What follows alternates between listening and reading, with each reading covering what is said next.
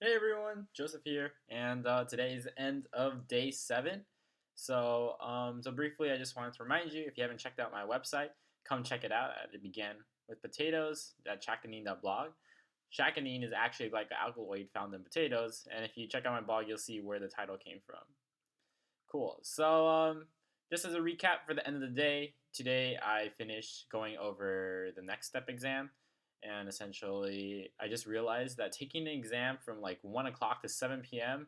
is definitely, first off, not testing conditions. Second off, I was really tired. There were like some really dumb questions that I got wrong, so I was just like, oh my goodness.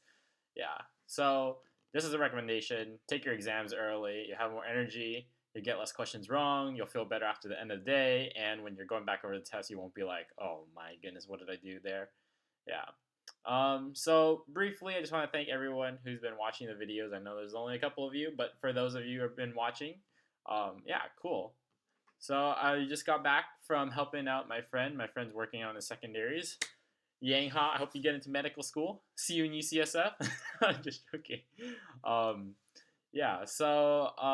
after I finished my full length review, I decided that I was going to try to do some of the Berkeley review questions. So, for those of you who haven't been here a while, I looked a lot at Next Step in Princeton, but I haven't really been around with Berkeley review, and I guess for good reason, because not a lot of people actually, or not many people that I know of, use Berkeley review for practice. Because I'm in the Berkeley review class here, and I think the class is okay. I'm not quite sure what's going on ever since I started ditching class to take full lengths, but I think that they were just generally solid. I don't recommend that you do their cars or the psychology section because it doesn't look like they've updated their exam since, I don't know, 2015 when the new exam came out, or even prior to that.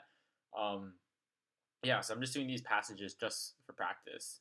And then you can take it in tutored mode, which means that when I click this view solution, it'll show me the answer after I do it. So I go through the entire passage, questions say 10 to 14 first, and then I do the 5 questions afterwards.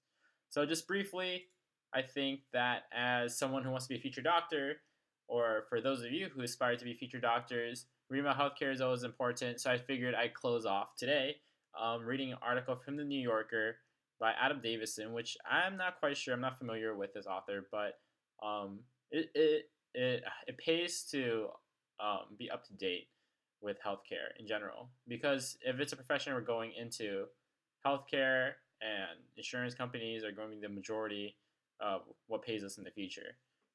So it's good to keep up to date. Also, with Obamacare coming under threat from what people call Ryan Care, um, I mean, things are currently up in the air with Trump, but there's still possible threats to Obamacare. So, yeah. So, without further ado, I guess I'll just hop into it. Adam Davidson, How Trump Could Still Undermine Obamacare, March 29, 2017. So, this was released a couple days ago. Oh, it's so sad. The GOP's hope lie not in improving healthcare, but in causing destruction of Obamacare. And Trump has administrative tools that could trigger its collapse. Photograph by Timothy Fudek. Health insurance death spirals, the process by which insurance plans collapse under the weight of high premiums that nobody can afford. So just briefly, we'll stop here. So premiums are what people pay generally. So premiums are what you're paying per month for your health insurance.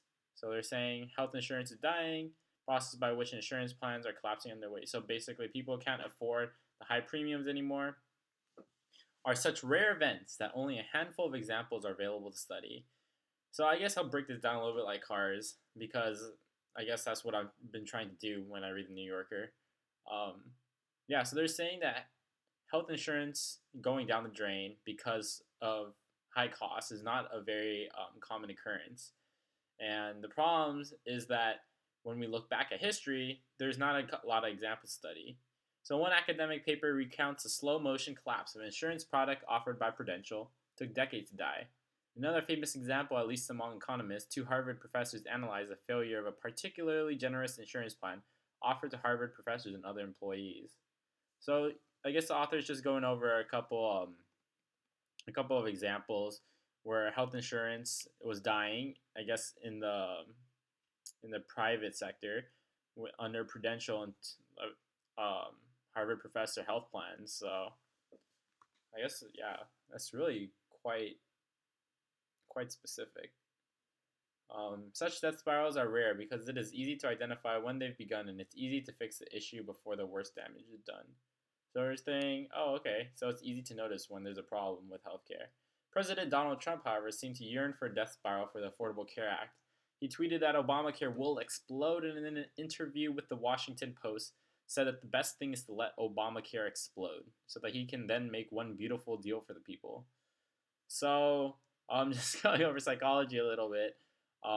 There's something called the peripheral root of persuasion, and the peripheral root of persuasion is when people are um, more likely to accept a message when they believe that the speaker has charisma. The message makes them feel good. So I feel like Trump, as just a candidate, is someone who tends to take advantage of the peripheral root of persuasion. Um, the central root of persuasion is when you try to break down an argument into its more um, logical, logical. I don't know what the logical pieces. Anyways, so to be clear, Obamacare is not exploding. It is not in death spiral, and if the law is followed, it is highly unlikely to fall into one. Okay, so you're saying it's not in death spiral. A death spiral occurs when the pool of people insured by a plan are especially unhealthy and use more than an expected amount of expensive health care. So they're saying death spiral happens when people are unhealthy and they need a lot of money to pay for their health. That happens, an insurance provider raises premiums to cover the costs, so they raise it per month. Healthier people drop out because coverage becomes too expensive. So people that are healthy, like the younger generation, they don't want to pay for it anymore because why would you want to pay an expensive premium per month if you're a young person? It doesn't make sense, right? And costs rise even higher. So the people that stay in the pool who are still looking for health insurance are essentially going to take on like this positive feedback loop where costs are just going to rise and rise as people keep leaving, or the healthier people keep leaving. So this is negatively reinforcing. As healthy people drop out, the only people left in the pool need so much medical care that no company will cover them. That scenario can't happen with Obamacare because the vast majority of those covered by the program, roughly 85%, don't pay for the increase in premium cost. Instead, they receive government subsidies based on their income that rise with the increase in premium cost. So what they're saying is that, or essentially, if you haven't been keeping up to date with Obamacare, Obamacare is actually forced enrollment, meaning that there are actually penalties for skipping out on Obamacare if you don't have insurance already. So what that means is that a lot of the young people are still paying for Obamacare, but if you happen to be at like the relative poverty line, um, your costs are subsidized for healthcare, which is really good for the people that need help the most because people at the relative poverty line are the ones that are going to face the most intersectionality, are going to be facing like the most adversity in their lives. I think that healthcare for people at the relative poverty line is absolutely wonderful. But yeah, so Obamacare is basically being enforced on everyone.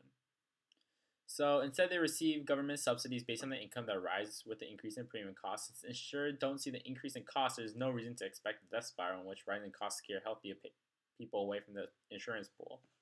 So what they're saying is because the people that have insurance don't see how much money they have to spend because the government subsidizes the difference in the pools, people are still willing to stay in the pool, which is why there's no death spiral. But what Trump wants to do, Trump could instruct the IRS not to enforce a penalty on those who opt not to buy insurance, which would reduce the number of participants that wouldn't produce a death spiral, but would ensure that the government has to pay larger subsidies. So what that's saying is that Trump is deciding that he's going to let people drop out of the pool who are in good health, who are already paying for health insurance. Yes, they do have a premium, but are being subsidized based on their income. And essentially, when these paying people are dropping out of the pool, it's making it more expensive. The burden goes to the government. So right now, Trump is trying to negotiate his idea of a new healthcare plan, and while this may seem great to the people that voted for him, it actually may not be so because you're having a lot of people that could possibly drop out of the pool, make it more expensive for the people that stay. These are the working class. These are like the southern, like the Midwest, not the Midwest, like the what's it called? Sorry, Southeast. That's what I was looking for. If President Trump does nothing but follow the law, Obamacare should remain much as it is now. In a heavily populated area, there would be several insurance plans. In rural counties, people would have fewer options. In some sparsely populated counties, citizens will have none at all. There will likely be fewer insurance plans overall because many companies felt political pressure from President Obama to enter the marketplace. One thing is clear, selling insurance in the Obamacare marketplace is not a great way to make a buck. So the Obamacare marketplace is essentially a place where you could get a competitive rate for insurance.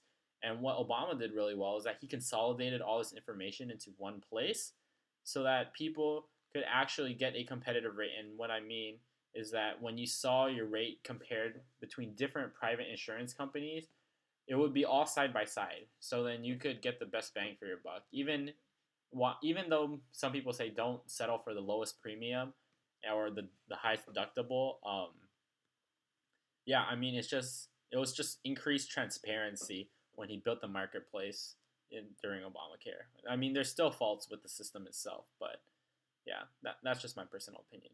If President Trump really wants Obamacare to fail, he needs to take action to destroy it, and he does have a few tools available. Jonathan Gruber, who helped design the ACA, told me that his greatest fear is that President Trump will decide to abandon a second set of subsidies known as cost sharing reductions, which limits the amount that some people have to pay in out of pocket health expenses. These subsidies apply to about 7 million Americans, or more than half of these are covered either by the federal or the state insurance exchanges. While these subsidies are called for under law, they were not explicitly appropriated by Congress, and Republicans in the House sued to prevent the Obama administration from providing them.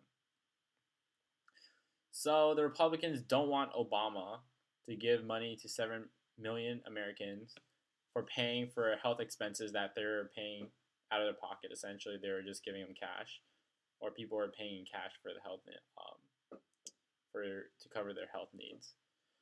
The suit is still ongoing, and President Trump could choose not to defend the ACA, allowing those subsidies to disappear. Many poor Americans would then have to pay more for the health care and for the insurance. The end of these subsidies will also remove $100 billion from the health insurance market, a hit that Gruber believes would force several insurance companies to stop offering plans on the Obamacare exchanges and many counties to lose all their insurance providers. It's the number one risk, he told me, it'd start a huge collapse of the exchanges. So I don't want to keep this too long. Oh, actually, we're almost done. Yeah, okay, I'll keep going. Trump's other options are less potent. Already, his administration has pulled back on advertising and promotion of the health insurance exchanges, which Gruber contends mean that fewer people, about 500,000, signed up for insurance this year that would have with an Obama-era level of promotion. So, essentially, Trump's options are having people drop out of the pool. He can also issue waivers to states that want to depart from the plan's requirements. The waiver was designed, Gruber says, to allow states to offer more generous plans than the federal ones, but Trump could instead allow more states to offer a less generous one. So he's saying that, okay, well, maybe we don't have people drop out of the pool, but we can give them a waiver that says, okay, the penalty's less strict if you do decide to drop out. So, we'll just continue on. If Trump decides to hasten the demise of Obamacare, the damage will be felt most acutely in the rural counties and red states that have become Republican strongholds. Trump and other Republicans will presumably pass the blame on to Democrats, but the very existence of thriving insurance in Democratic-dominated states will make that argument hard to support. This would not be great for Trump politically, and it would be certainly very bad for the people in those areas who would lose access to health care insurance. None of this is to say that Obamacare was a perfect law with no need for improvement. By nearly universal consensus, it did far too little to bring healthcare costs down. Much of the law was designed deliberately to make it difficult for citizens to understand exactly who is being subsidized and how. The insurance on offer is often quite frustrating to navigate and wildly expensive. Although I do have to say their website is quite nice for the marketplace. I know it was always down, but I just thought it was quite nice. If this were a different time and Trump were a different president, perhaps there would be a national discussion about ways to improve upon Obamacare. Instead, those faults will remain with little hope of improvement. The president has framed the discussion in such a way that the Republican Party's expectation and hope lie not in making a better plan, but in triggering total collapse. Yeah, I mean, actually, Trump still wants, from Adam Davidson's perspective, essentially Trump wants to undermine Obamacare by dropping people out of the pool. And he doesn't think that Obamacare is perfect, but he does think that maintaining Obamacare was not a problem, and that, if I was trying to get a general gist of the author's stance on the things, I think that he would be generally in support of Obamacare, and he doesn't believe that Trump Care should replace it. So yeah, I don't know.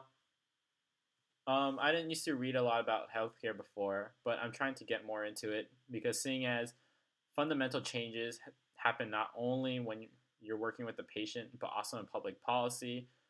It's good to keep informed of public policy, even if it doesn't affect you at the personal level immediately. It's just something to know, something to stay interested about. So yeah, that's all for me today, and I will catch you all later. This is day 6. Sorry, this is day 7. Wow, the days are merging together. This is the end of day 7, and I'll see you later. Bye.